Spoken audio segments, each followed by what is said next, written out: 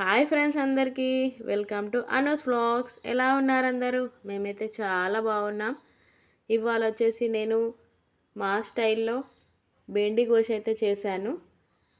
దీనికోసం మటన్లో బోన్స్ ఉంటాయి కదా అండి, అవైతే తీసుకోవాలి. నేనైతే 2-3 టైమ్స్ అయితే వాష్ చేసుకున్నాను. ఇప్పుడు ఇవి కుక్కర్లో వేసుకోవాలి.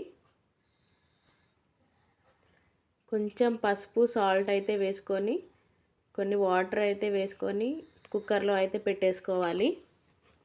ఇక్కడైతే సాల్ట్ కూడా వేసుకున్నాను.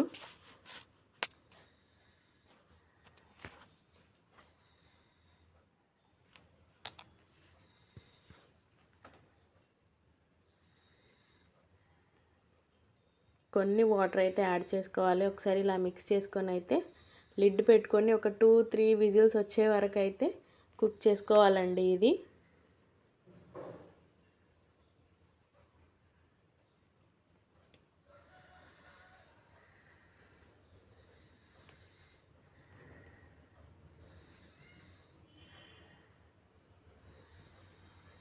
ఈ మటన్ కుక్ అయ్యే లోపల ఇప్పుడైతే మనం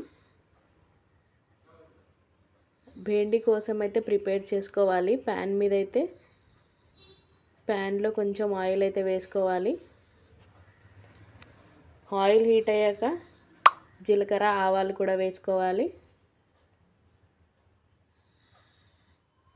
ఎండుమిర్చి కూడా వేసుకున్నాను.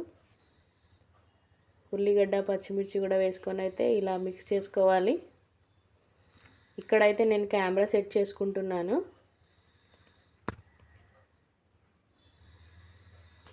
బెండి కోష్ అంటే బెండకాయ పులుసు అండి.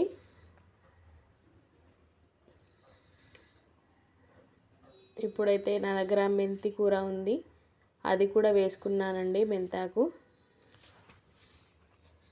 ఏ పులుసులోనైనా మెంతాకు వేసుకుంటే టేస్టీగా ఉంటుంది.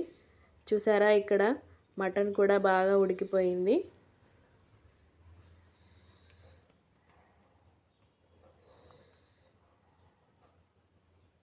మీరు ఎప్పుడన్నా ఇలా ట్రై చేసుకున్నారా? ఇప్పుడైతే ఇలా ఫ్రై చేసుకున్నాక కొంచెం జింజర్ గార్లిక్ పేస్ట్ కూడా వేసి కలుపుకోవాలి. పసుపు కూడా వేసుకున్నాను. కారం మీకు సరిపడా కారం అయితే వేసుకోండి. ఇప్పుడు బెండకాయల ముక్కలన్నీ నేనైతే కట్ చేసుకున్నాను. వేసుకొని అయితే కలుపుకొని లిడ్ పెట్టుకుందాం ఒక 5 మినిట్స్. అవైతే మంచిగా ఫ్రై కావాలండి. మా ముస్లిమ్స్లోనైతే ఇది చాలా వరకు చేసుకుంటారండి, బెండి గోష్ అనేది.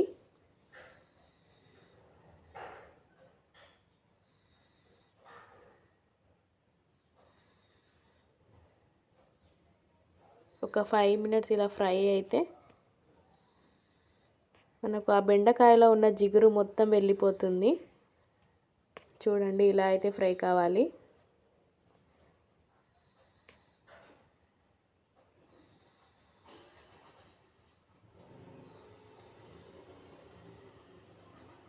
చూడండి, జిగురు మొత్తం అయితే వెళ్ళిపోయింది. ఇప్పుడైతే మనం ఉడికించుకున్న మటన్ కూడా వేసుకొని ఒకసారి అయితే మిక్స్ చేసుకోవాలి. మనం ఆ బెండకాయలో ఉన్న జిగురు పోయేంత వరకు ఉడికించుకోవాలండి. అప్పుడే మటన్ వేసుకోవాలి.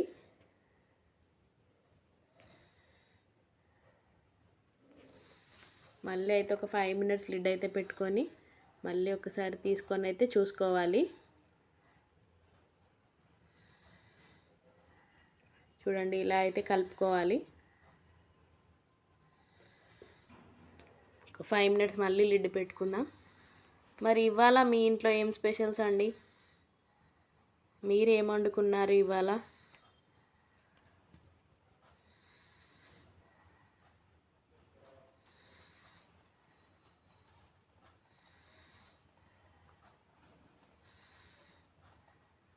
ఎప్పుడు డైలీ రొటీన్గా బెండకాయ పులుసు కాకుండా అయితే ఇలా మీకు మిగిలిపోయిన బోన్స్ ఉంటాయి కదా, అవి వేసుకొని అయితే ఇలా ట్రై చేయండి. మనకు టేస్టీగా అయితే ఉంటుంది. చాలా బాగుంటుంది ఇలా చేసుకుంటే. అప్పడాలు కూడా అవసరం లేకుండా తినేయొచ్చు అండి మనం ఇది.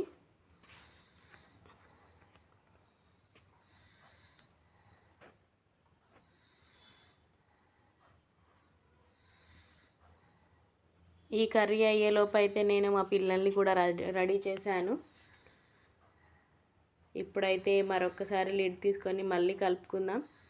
ఇక్కడ నేను ఒక టమాటో అయితే యాడ్ చేసుకున్నాను.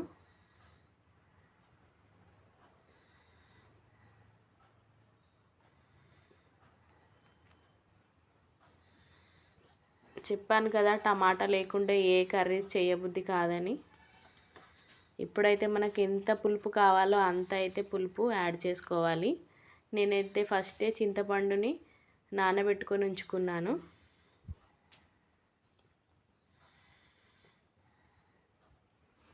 ఇప్పుడైతే మీకు ఎంత కావాలో అంత పులుపు అయితే యాడ్ చేసుకోండి.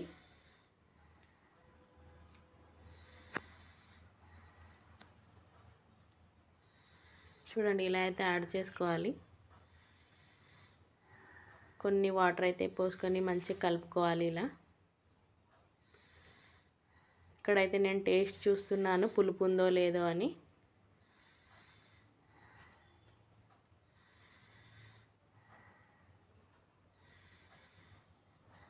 నాకైతే కొంచెం పులుపు అయితే తక్కువ అనిపించింది, అందుకనే మళ్ళీ వేసుకున్నాను.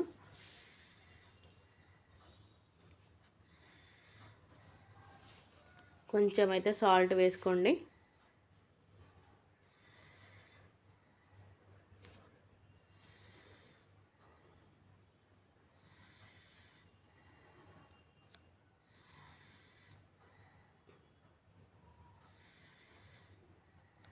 ఇంకొన్ని వాటర్ యాడ్ చేసుకొని అయితే బాగా మరిగించుకోవాలండి బెండకాయ పులుసు.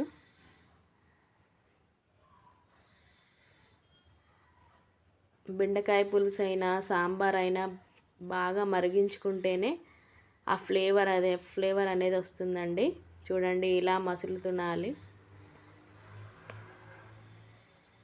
ఇలా మసులుతుంటే ఆ స్మెల్ వస్తుంది చూడండి, చాలా బాగుంటుంది. ఇప్పుడైతే నేను జీలకర్ర మెంతుల పౌడర్, ధనియా పౌడర్ కూడా కొంచెం యాడ్ చేశాను.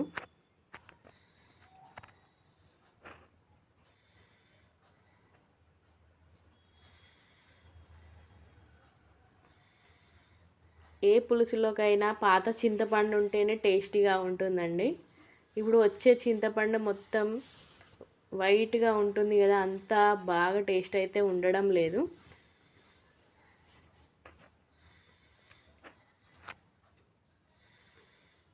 చూడండి ఇలా అయితే మసులుతుంది కదా, ఎంత కలర్ఫుల్గా ఉందో చూడండి. నేనైతే అన్నీ వేసుకున్నాను, టమాటో, మెంతి కూర అన్నీ వేసుకున్నాం కదా, అందుకనే బాగుంటుంది.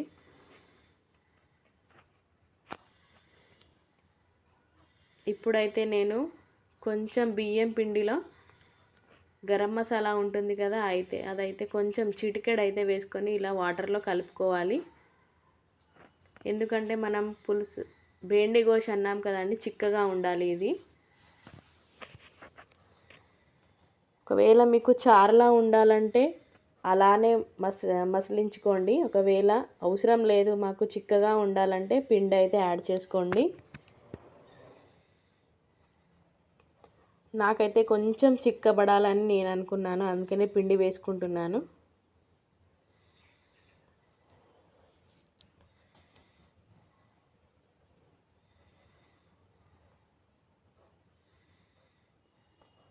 మీరు ఇంకా శనగపప్పు, బియ్యం నానపెట్టుకొని మిక్సీ పట్టుకొని వేసుకున్నా కూడా చాలా బాగుంటుంది టేస్ట్. చూడండి ఎలా పొగలు వస్తున్నాయో. బెండకాయ పులుసు ఎవరు చేసినా నాకైతే స్మెల్ తొందరగా వచ్చేస్తుందండి.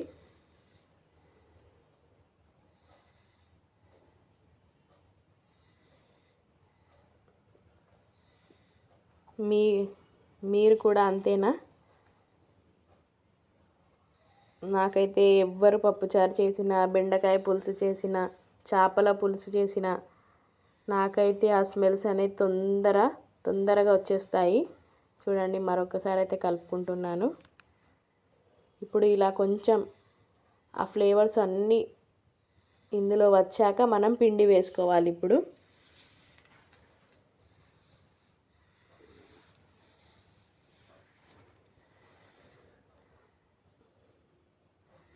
చూడండి, ఇప్పుడైతే ఇలా కొన్ని వాటర్ అయితే యాడ్ చేసుకొని ఇప్పుడైతే అందులో పిండి వేసుకుందాం. ఒక 5 మినిట్స్ మనకు మసులితే చాలండి, ఇది చిక్కగా పడిపోతుంది.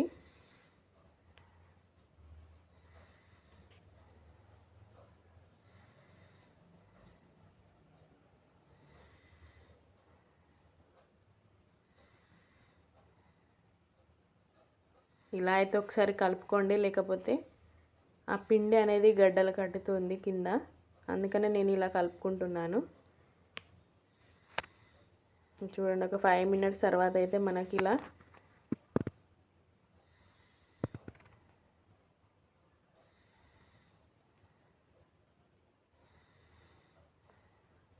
ఒక 5 మినిట్స్ అయితే నేను లిడ్ పెట్టుకున్నాను. చూడండి, మన భేండి గోష్ అయితే రెడీ అయిపోయింది.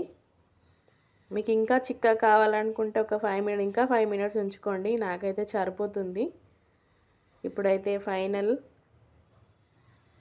ఫైనల్గా కొత్తిమీర అయితే వేసుకున్నాను.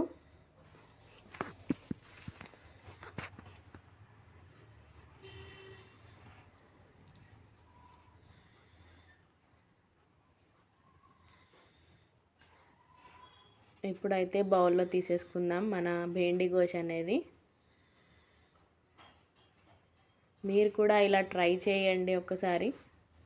ఎప్పుడు బెండకాయ పులుసు ఎప్పుడు అలా కాకుండా ఒక్కసారి అయితే ఇలా బోన్స్ తెప్పించుకొని అయితే ట్రై చేయండి.